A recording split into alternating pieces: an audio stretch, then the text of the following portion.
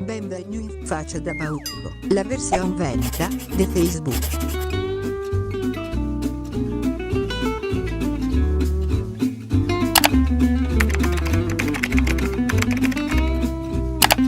La prima differenza che troviamo, se il bottone mi piace.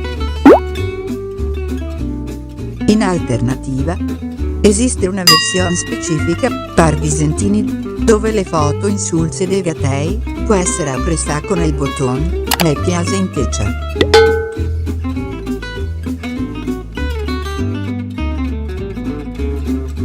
Nel caso ne arrivasse una richiesta d'amicizia che non volemo, allora li gavemo da struccare il bottone, va in buona.